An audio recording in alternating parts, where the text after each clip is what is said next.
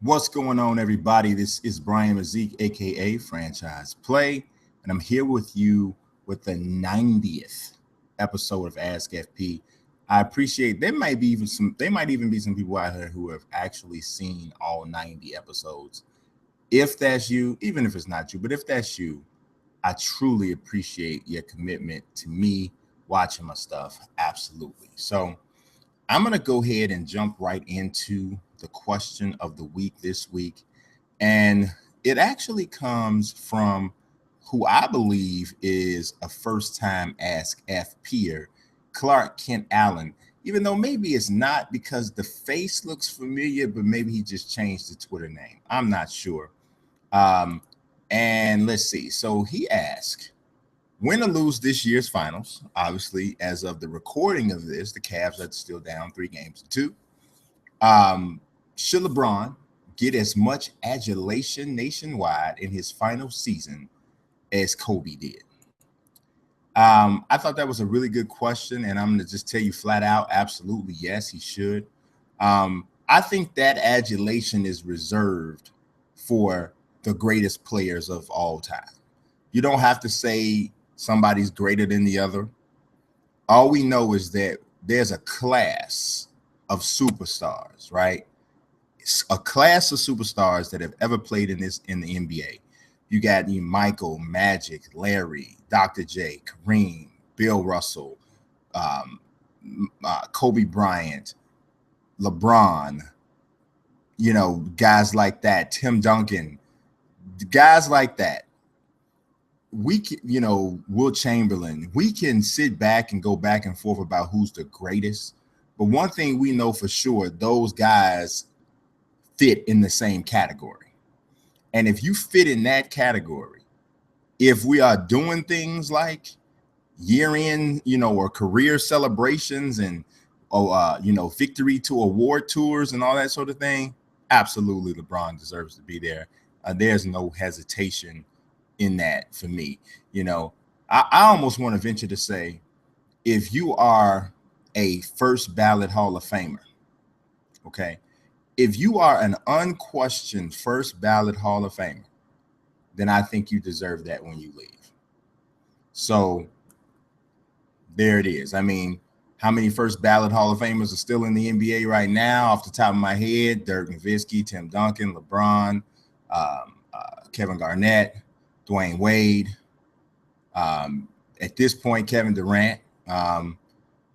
I think Steph is about there. And the only reason I would say maybe not, maybe need to do it for maybe 2 more years maybe.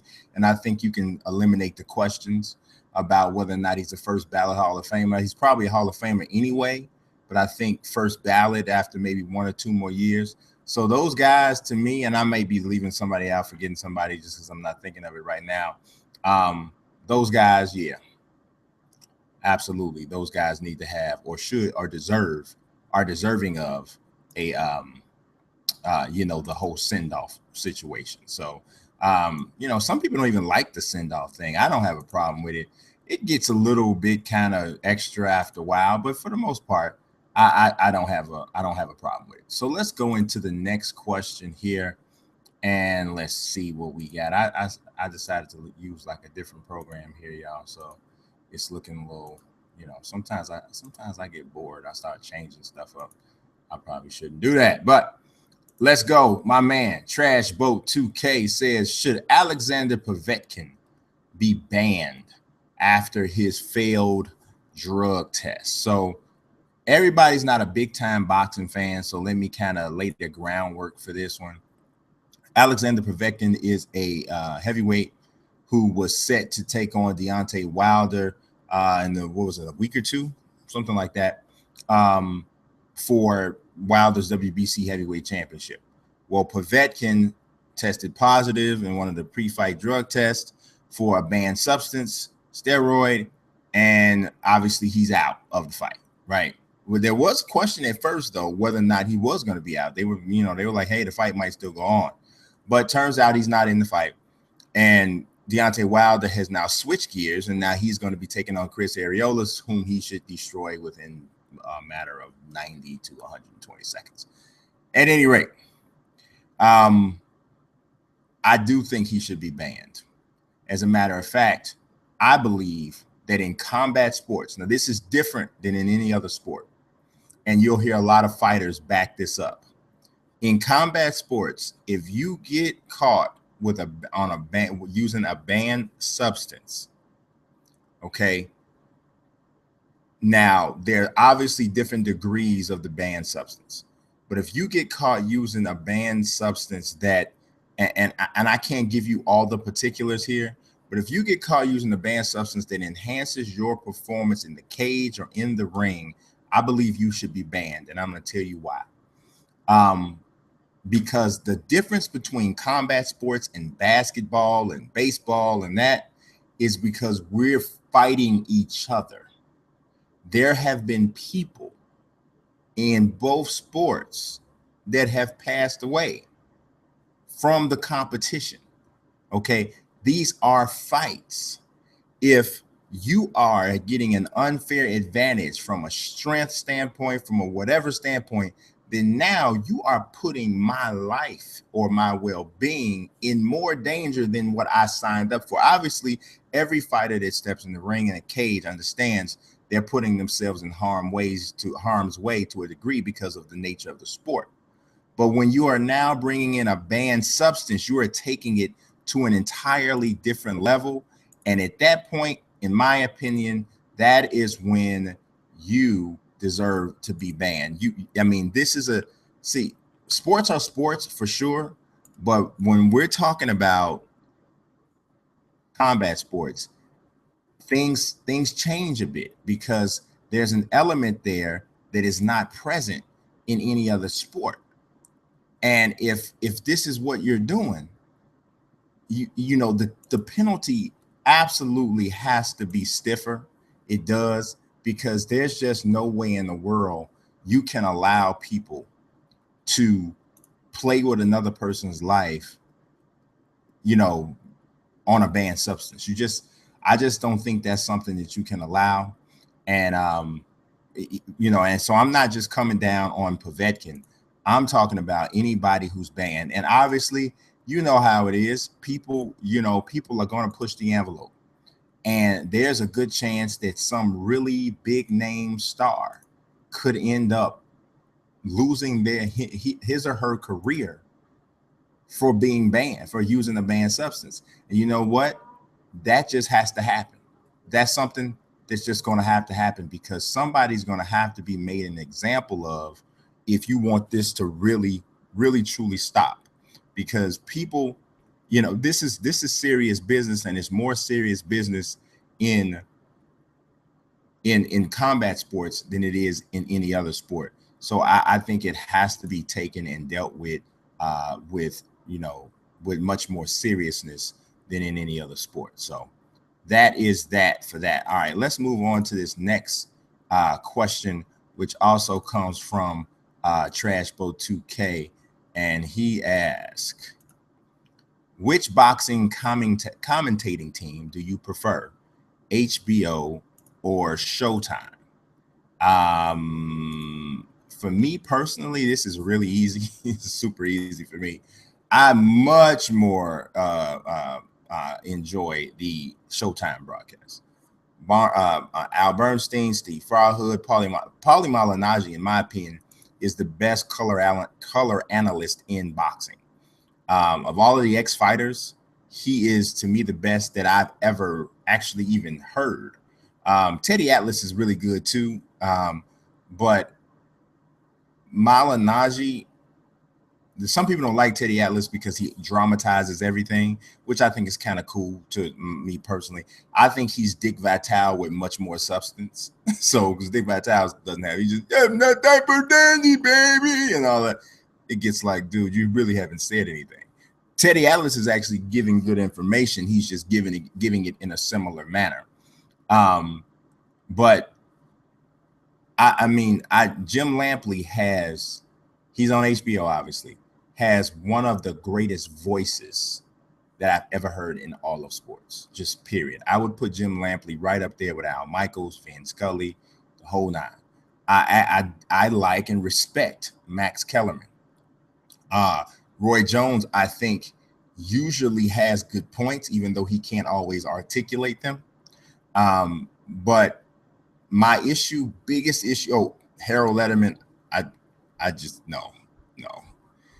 Okay, Jim, I hate this guy, and I'm going to say he lost every round. Okay, Jim, come. Oh my God, I can't with Harold. But here's the thing. My biggest issue with them is when there is an HBO fighter fighting a cash cow, so to speak, for HBO. So we're talking about Canelo. We're talking about Manny Pacquiao. We're talking about Vasyl Lomachenko, and he doesn't even need any help. Gennady Golovkin and Chocolatito. If those 5 guys are fighting, Jim Lampley and Max Kellerman never see a punch that lands on them, ever. I mean, it's like it never happened, So that is the thing that bothers me with that team. Like I said, Lampley's voice is phenomenal. If you want to hear the amazing calls, like I even think that he's better calling boxing. Now, people are about to freak out. I even think he's better calling boxing than Mauro Ranallo. And Mauro Ranallo has one of the greatest voices too. His voice is amazing. But I like Ranallo better with MMA, kickboxing, and professional wrestling. He's not bad in boxing, but I prefer Jim Lampley's voice. But the bias is what steers me away from the HBO show. It's like, to me, I always feel it, So let's go to the next question. And this one comes from my man, Ty Bud. And Ty Bud says, will college football ever get a playoff system? And what would it take? Yeah. And what would it take if they did get one? Well, I mean, Ty, they actually do have a playoff system right now. I'm assuming you're not really, kind of no-selling the 4-team format that they have right now, and you're looking for something more like an 8 or 16 team. I would love to see an 8 or 16 team tournament. I would. The 1 play to 16, and I think that would be like awesome. I think it would be awesome. I think the best you might be able to get is something like a 12, where you got like the top 4 teams. I don't know, maybe they get a bye or something to that effect. Yeah, they get a bye, and then the other 8 that are in, like, as wild cards, so to speak, then they battle and then cut their field in half, and then the seeds then go and play the different top 4 teams that got to bye. I think that would be, I wouldn't have any problem with that. If you can take the top 12 teams in the nation, I think we make sure that we have a place there for a Cinderella situation. We have a place there for, there's no question. Are we really determining who's the best team in college football? So in order for it to happen, this is all about money, Ty. I mean, that's all this is about. You got certain bowl games, the organizations that run and sponsor these bowl games, they don't want to give them up. They don't want to give up the significance of them. I always thought that, and they've already started to move into this direction to a degree. I always thought you just keep the significance there. You make the Rose Bowl part of the playoff system. You make the Sugar Bowl part of the playoff system. You make the Fiesta Bowl part of the playoff system. And they kind of do that now, but I just don't understand why people don't think, or why these people with the powers that be, the decision makers in the process, don't see the money can still be there, if not even in a more significant manner. So I don't know. I don't know. Obviously, there's going to be some sort of business deal that's going to have to take place. But I will say this, Ty, I do believe that's the direction that we are moving in. So I don't think it'll be long before that takes place. Well, I'd say 10 years, depending on if you consider that long. All right, next question comes from my man Taylor Malone, and he says, what do you think of the idea of the WWE doing a yearly draft of NXT guys to Raw and SmackDown, similar to the NBA draft? Now, this sounds fantastic, Taylor. It does, right? And I was all hyped up about it, right? And then I started really thinking about it, right? And I started saying to myself, like, here's the difference between professional wrestling and traditional sports where the ending and the things are not scripted and determined. In the NBA and the NFL and MLB or whatever, when you're draft eligible, it's ready or not, you coming. Here it is. Ben Simmons has made himself eligible for the draft. He's going to go number 1 more than likely. Whether or not he's ready or not, he's going to be playing for the Philadelphia 76ers unless they move the deal, whatever. In wrestling, it's a little different it's a lot different because who's like so how big is this draft class? You know what I'm saying? How big is the draft class? In order to make it compelling, I would think you'd have to have at least 8 guys in the pool, right? Or 8 guys or girls in the pool. So that would mean that 8 performers have to be ready to take the step up to the the big shows, the Raw and the SmackDowns. Would they be ready? And those decisions are made behind the scenes, and they may not be able to be tied to a clock for an annual draft. So that's my thought of it. But like, I think that like from a storyline concept, it would be amazing. What if it happened? What if the draft always took place on the Monday Night Raw after WrestleMania? That would be crazy big. People are going to watch that like crazy. You could have stuff happen on WrestleMania where somebody that's coming from NXT actually does something, attack somebody. So it's really, really compelling to see what happens the day of the draft. I think that's an awesome idea, but I just wonder, would someone's lack of development ultimately throw a monkey wrench in how that concept would go? But I think just conceptually, I think it's pretty sweet. All right, so the next question comes from Simon Torvey Sunland. And my man says, if Shaq had stayed and Penny stayed healthy, how many titles would Orlando have won? I personally think that from an athletic standpoint, Penny Hardaway's injury, Grant Hill's injury are like 2 of the biggest athletic tragedies in the last 25, 30 years. And Grant Hill had a long career, but if anybody ever saw Grant Hill play when he was in his prime, they know that Grant Hill would have been right there in the same conversations with the Kobe's and the LeBrons as people who was on the same level, or in that group I talked about earlier, the first Hall of Famers and the guys who deserve an award tour when they leave. Grant Hill and Penny would have been right there in that conversation. So if Penny stays healthy and Shaq stays in Orlando, I think they win at least 3 championships. At least 3 championships. And who knows whatever happens with Kobe. I mean, I think Kobe's going to be great anyway, because that's just, he has that kind of drive, and obviously he had that talent. But does he win championships? I don't know.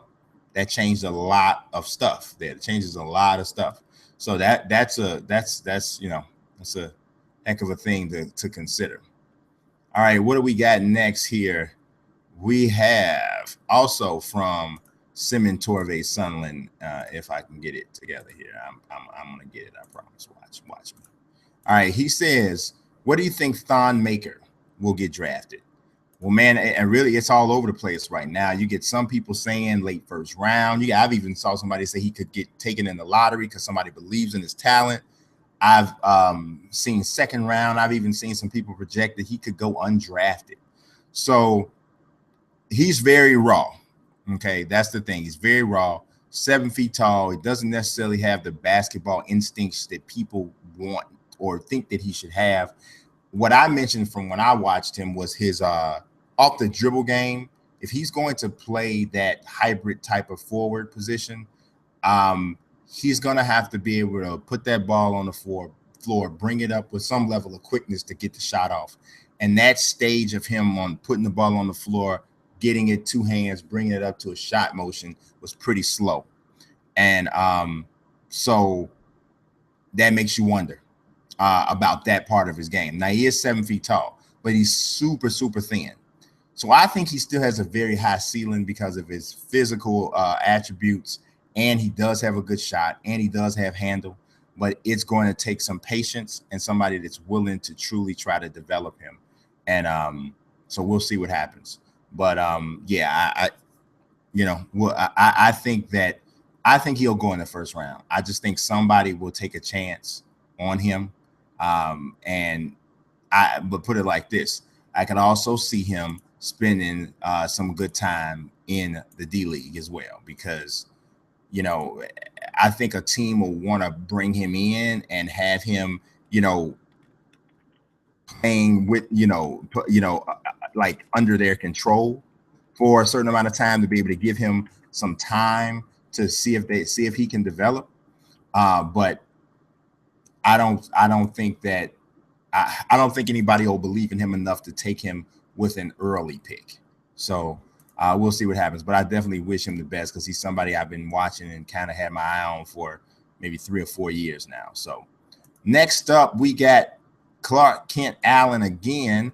And his second question is really good too. He says, if Mayweather doesn't fight again, what fight will have the next big money draw in your perspective? So to me, I'm going to be honest.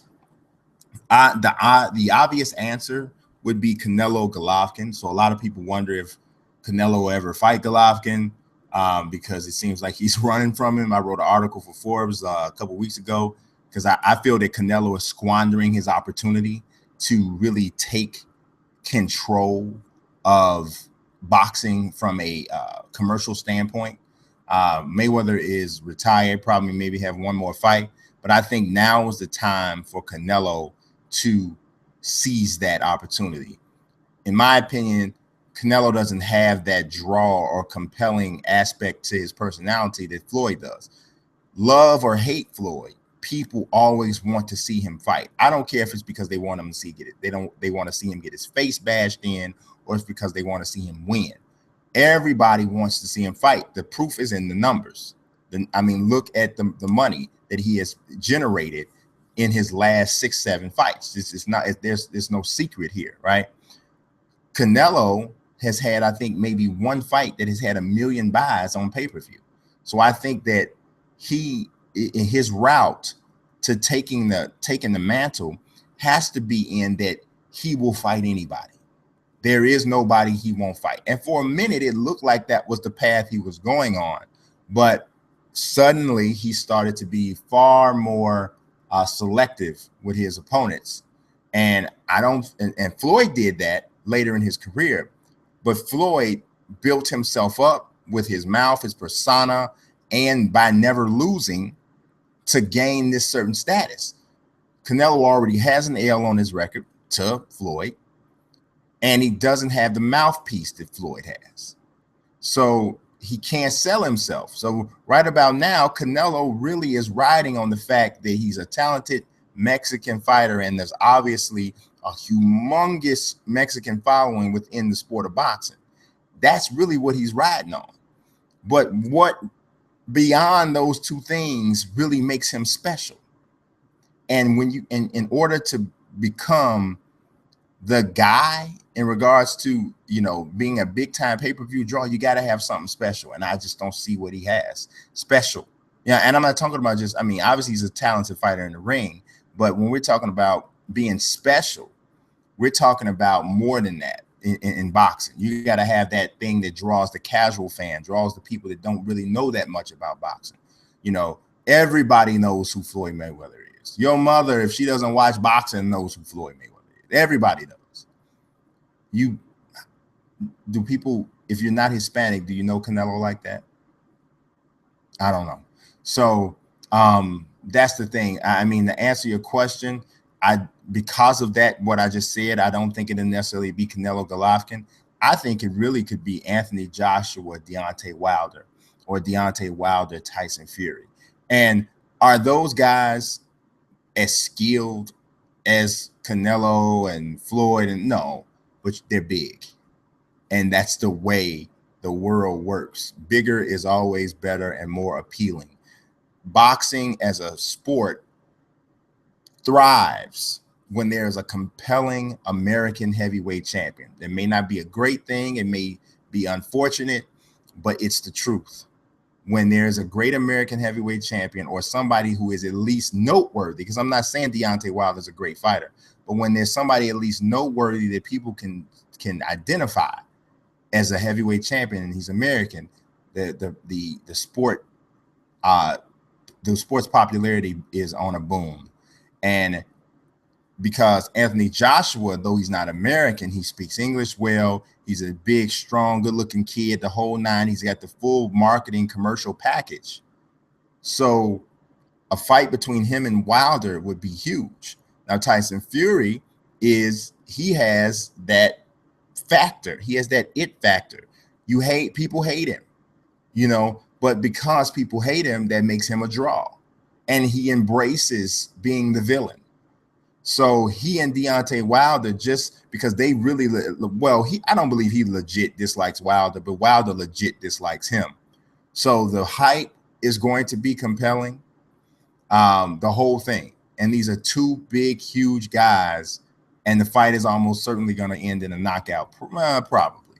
So I think that is really the fight from a commercial standpoint. It may not be the fight from a stylistic and a purist standpoint, but style and purist is a totally different demographic than commercial.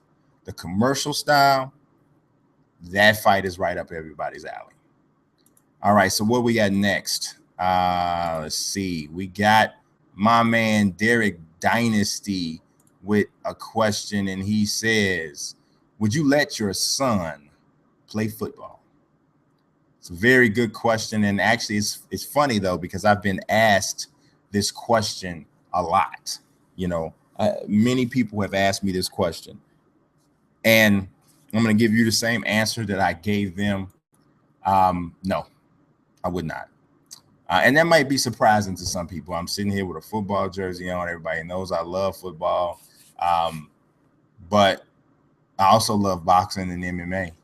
And I would never sign off on my son to participate in any of those sports. Here's my thought. I always tell him, because he loves football, he loves boxing, he loves MMA. But I tell him all the time, there are some sports that are made for us to watch and not to participate in. I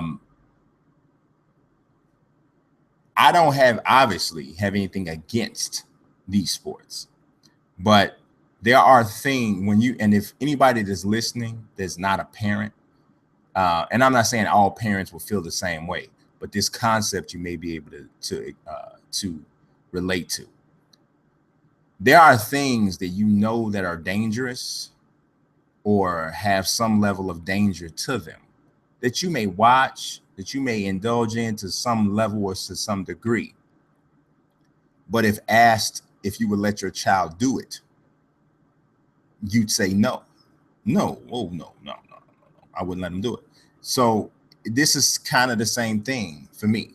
Now, I mean, obviously, if my son gets to be 18 years old and he decides this is just what he wants to do, then there's nothing I can do. He's an adult. He can make his own decisions. But while he might, and this is my youngest son. My oldest son, to be honest with you, my oldest son plays football. He played football. That was something different at the time, though. But my youngest son is 10 years old, and I'm still making his decisions for the most part. I listen to what he's saying, but the final decision obviously still lies with me.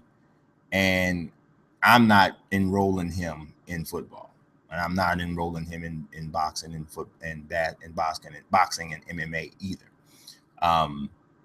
The risk for injury, we just have learned too much about the risk for injury in those things. I know that my son has the ability to make a living for himself and to succeed in so many different aspects within athletics, whether it's doing what I do or playing or whatever it is he wants to do. I just won't sign off for something that puts him in what I believe is unquestioned danger. Every job has its own risk. You have to make your decision which one is not too much for you. But for me personally, no, I would not allow my son to play football. All right, next up, we got Jared Young, and he says, do you think that Brock Lesnar can become a UFC champion again? No, I don't. I would have to see. You mixed martial arts is serious, man. It's serious. You cannot say, "Oh, I'm not gonna do this for a while." No, I'll come back, and nah, well, yeah, man. Who I'm gonna fight? Fabricio, Stipe? Come on, I got you. I'm big, I'm strong. Doesn't work like that. You know, these guys are 24/7 mixed martial artists, training every day. You know, working their craft every day, while you're doing it sometimes, putting people in fake Kimuras, other times. You know, obviously everybody knows I respect professional wrestling for what it is, but it's, come on. And yes, does it take athleticism to be a professional wrestler? Yes. Does it take a realm of toughness? Absolutely. Those guys get hurt all the time. I did an interview with Paul Heyman a few years ago, and he told me Brock Lesnar got hurt way more than he got way more as a professional wrestler when he worked full-time as a professional wrestler than he did when he was fighting in the UFC. So I understand that. But the success level is what I'm talking about. Can Brock rise back up to beat the best heavyweight in the world? No, he can't. He's going to make some money, 2-3 fights maybe, and he may even get a title shot, depending on if the opponents are picked correctly. But because I think there's a way he could beat Mark Hunt if he can take him down. If he can get Mark Hunt down, he can beat Mark Hunt, because Brock still has the outstanding wrestling background, and Mark Hunt is a one-dimensional fighter who's not going to work very much on other aspects of his game. He brings these two joints, and these are his. This is answer. This is plan A, and this is plan B. Or actually, the other way around. This is plan A, and this is plan B. So, if you can get him down with those huge tree trunk legs, which Brock may have the explosiveness to do, Brock could dominate the fight from top position if he can get it to that place. So that's a fight I think he can win, and maybe he gets 2 more fights some kind of way that he can win, and we might have a situation where he gets a title shot. But he is not going to beat the best heavyweight in the UFC. That's just not going to happen. So let's see. What do we got next here? This one comes from Weston Flores, and Weston Flores asks, what's your NBA dream team? I feel you. All right. My NBA dream team, Weston, is my point guard is Magic Johnson. Shooting guard is Michael Jordan. Small forward is LeBron. Power forward is Tim Duncan. And my center is Kareem Abdul-Jabbar. Now, that team is not a great three-point shooting team. So some people might say in this day and age, that would be an issue, this, that, and the third. I can understand that. But the size and versatility and athleticism on that team, I think it's just too much. I think it's just too much. I mean, you got elite defenders at 4 of the 5 positions, and you got a 6'9" point guard at the other position who is a matchup nightmare for anybody. And so you can't take a small forward of any kind and say, oh, well, I'm going to guard Magic, because then who's going to guard LeBron and who's going to guard Mike and blah, blah, blah, blah, blah. So I just think a team like that where the shortest guy on the court is Michael Jordan at 6'6", and you got 2 elite post players. You got a guy on its center who has a literally unstoppable weapon out of the post that he can shoot with his right or his left hand. He's also an elite shot blocker and an elite rebounder. Let's do it. Let's do it. All right, my next question. Also, this one comes from Derek Dynasty, and he asked, who has had the most underwhelming career so far? Michael Beasley, Evan Turner, or Derek Williams? Honestly, man, I really think that this one is kind of easy, Michael Beasley has had his moments. I think for 1 year with the Timberwolves, he averaged like 18 a game. Evan Turner's had his moments both in Philly, and Boston, and Indiana. The only guy that I don't really feel like has ever had his moments of success, of really noteworthy success, is Derek Williams. I mean, like, has Derek Williams ever had a stretch where the funny thing about it is when people start talking about like the biggest bust and stuff, you very rarely hear anybody say anything about Derek Williams. The best season Derek Williams ever had was his second year in Minnesota, and he averaged 12 points a game and 5.5 rebounds. That's the best season he ever had. For his career, he's averaged 9.3 points, 4 rebounds, and he shoots 43% from the field, and about 30% from three-point range. That is not elite in any way, shape, or form, and it's inferior to Evan Turner and Michael Beasley. And I would definitely say out of that trio that you presented, that it would definitely be